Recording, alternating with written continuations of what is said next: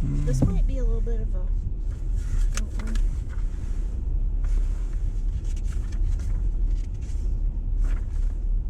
Station 1. Discussion questions. Start podcast 1 now. Okay. As we look forward to the gifts of time spent with those whom we love. But there's also a cloud that hangs heavy over our hearts. This year is not like past years. The burdens of life seem greater and more real. We need an extra dose of love, of joy, of hope, and we definitely need more peace. Where can we find comfort in such difficult times? Tonight we are going to turn our hearts and minds toward Bethlehem, where all of these things are found in the birth of a baby boy. The way to the manger was one filled with promise and wonder. Picture this for a moment.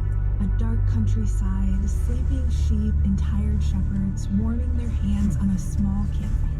Suddenly, the darkness is overwhelmed by the presence of a messenger from God, an angel who calms their fears and tells them the great announcement that heaven has come down to earth. A baby has been born in Bethlehem, and not just any baby, but the Messiah, the Lord, has come. Then, as if that was not great enough, the whole sky is filled with heavenly hosts declaring peace on earth, peace and goodwill to all men. Peace. It's what we need right now, and it's what God has promised through the birth of his son. But this event was late in the story. Let's go back and start at the beginning. And to do that, we have to rewind 9 months and move north to a small town in northern Israel. We have to start in Nazareth. You can start the next narration, Comfort, at any time after you pass this station.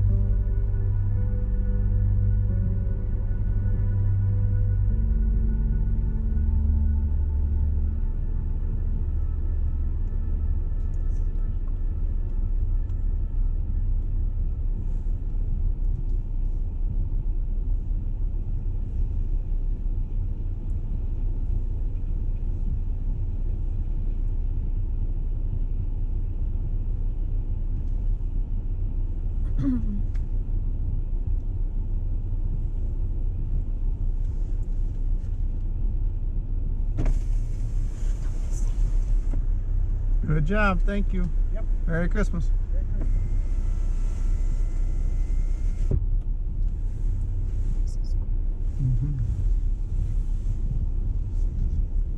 There's the shepherds and the sheep.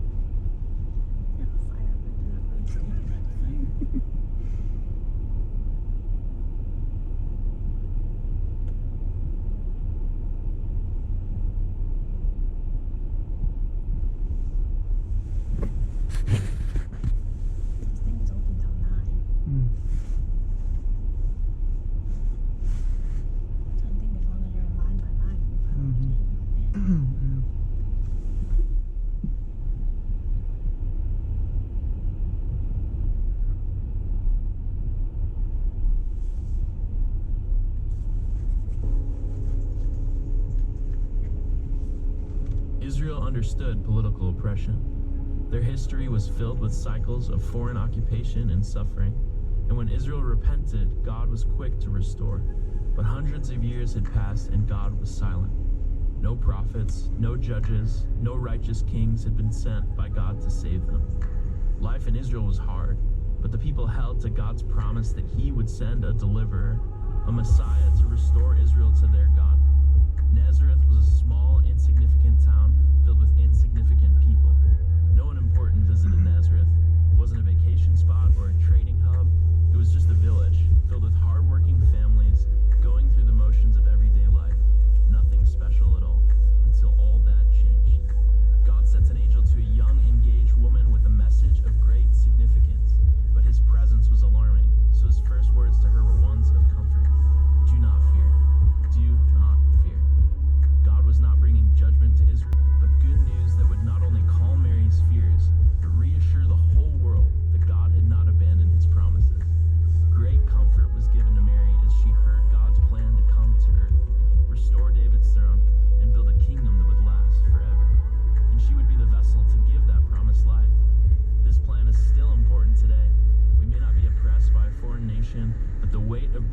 is still heavy in the air.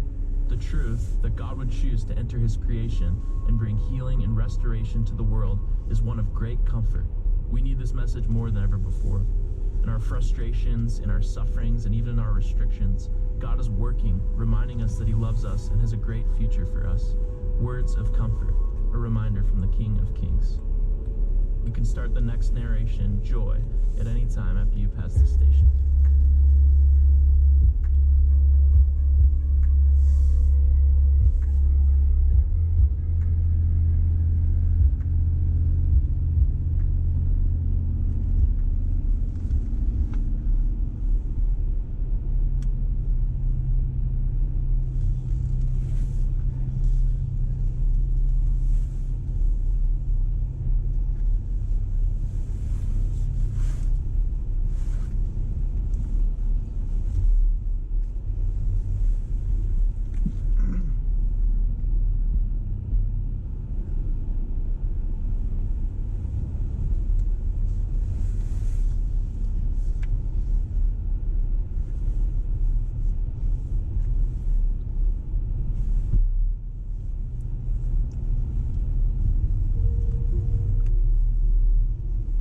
Elizabeth's story started very differently from Mary's. She was not a young woman by any means. She was past childbearing years, and the sorrow of barrenness was now an accepted part of her everyday life. Her friends were chasing after grandchildren now, while Elizabeth's house was quiet and still. Her husband was a priest, a man whose whole life had been spent in the service of God. But when his prayers were not answered, Elizabeth quietly resolved to stop asking. Then life changed. It always does when God is moving. God sent a messenger to her husband who told him that she was going to have a baby. A baby, can you imagine that? Just as the angel had spoken, Elizabeth's womb welcomed the presence of a precious child. In the 6th month of her pregnancy, a relative came for a visit. When Mary had walked in the room, the baby inside of Elizabeth leapt for joy. It was then that Mary told Elizabeth that she was pregnant as well. As the women sat together, each shared the prophecy given to them. Joy arose in the midst of the room. Tears and laughter, wonder and amazement filled their hearts. Never in their wildest dreams could they have imagined that they would be pregnant together. But even more wonderful than that, they were carrying the forerunner to the Messiah and the Messiah himself. Who would ever believe their story? When's the last time that you had a joyful conversation? Are you setting your mind on the burdens or blessings this Christmas? The gift of God's Son is cause for great joy. Joy that your sins are forgiven. Joy that their punishment is paid in full. Joy that God is with you. Joy that the brokenness of this world is temporary. We must remember this Christmas that peace on earth is accompanied with tidings of comfort and joy.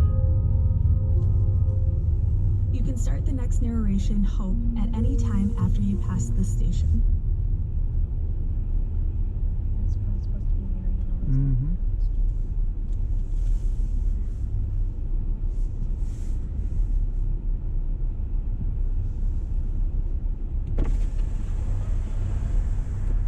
Merry Christmas.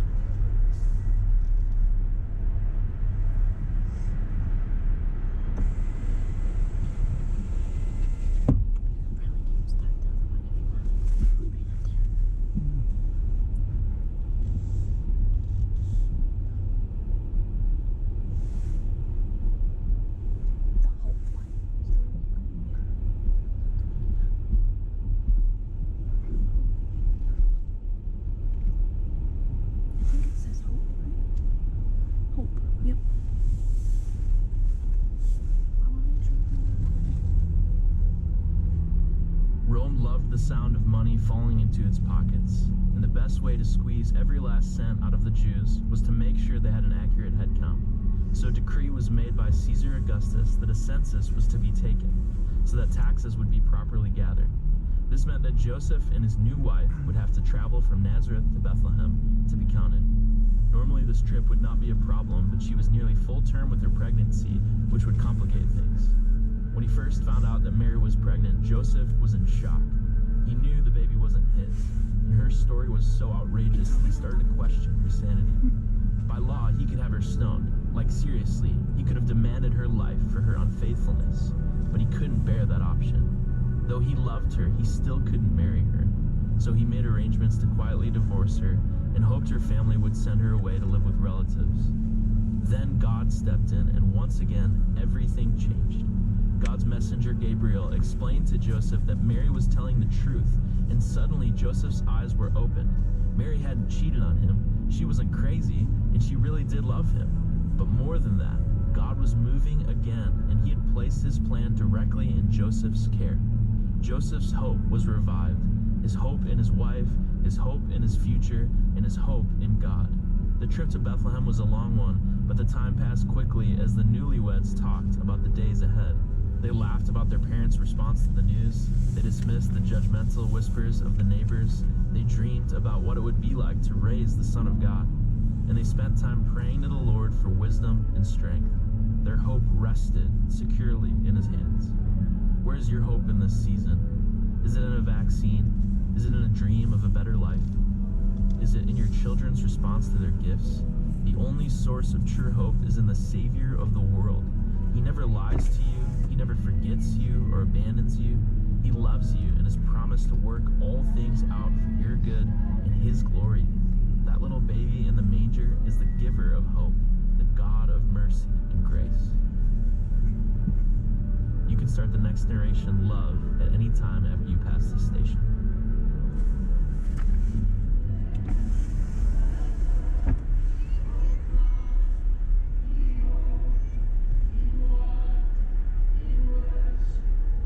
Now we come to the greatest gift ever given. That moment in history where all Merry creation Christmas! paused and watched as the Almighty Creator lay in a manger, surrounded by a cast of animals, shepherds, and his pets.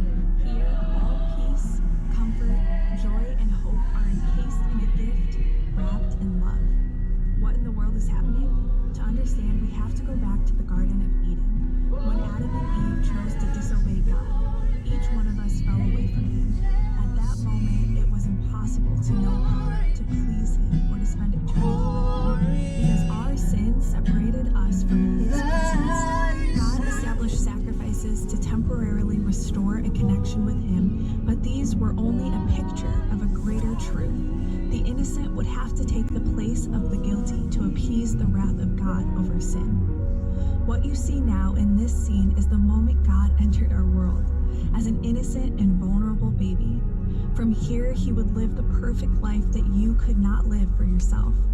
33 years later, he would offer up his life in place of yours, taking on your sins and giving you his righteousness.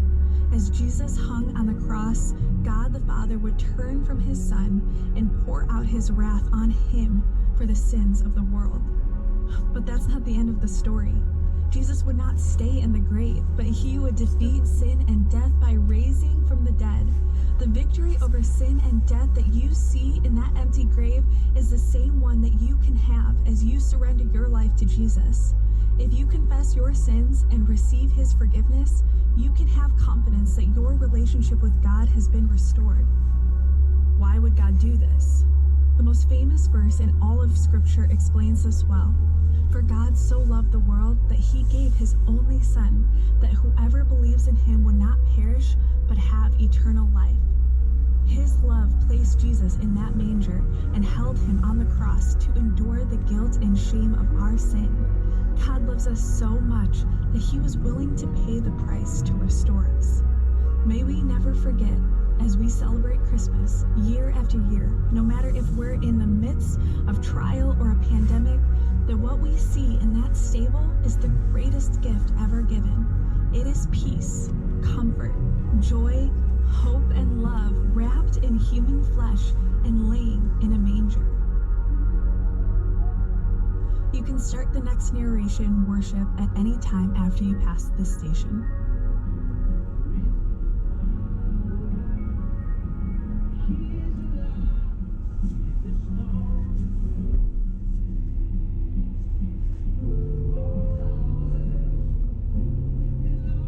Respond to such a wonderful gift? For that answer, we need to return to our story, because there's still more. If you have a nativity scene at home, you know there's one more set of characters that we need to consider: the wise men. These were the kings who came from the east, following a star, looking for a newborn king. They were on a quest, searching and seeking the promised one of God.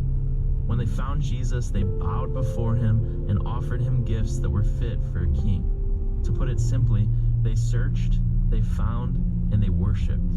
When you come face to face with Jesus and you understand that in him you have peace with God, comfort in all circumstances, joy in the midst of a broken world, hope of freedom from sin and its control, and unconditional love and acceptance, the only reasonable response is worship. Bow before the Lord and surrender your life to his control.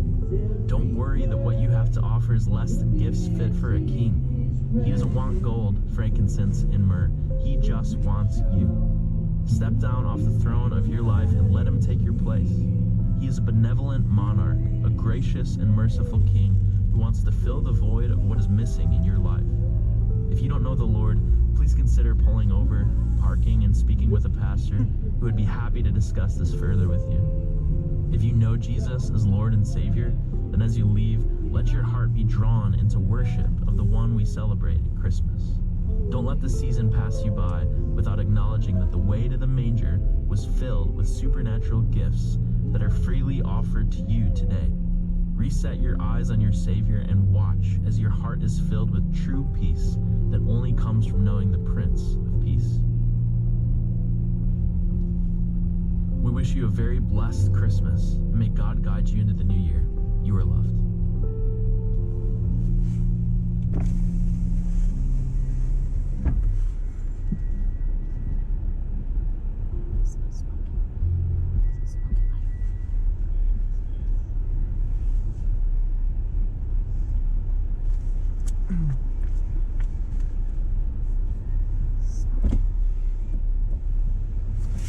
Merry Christmas!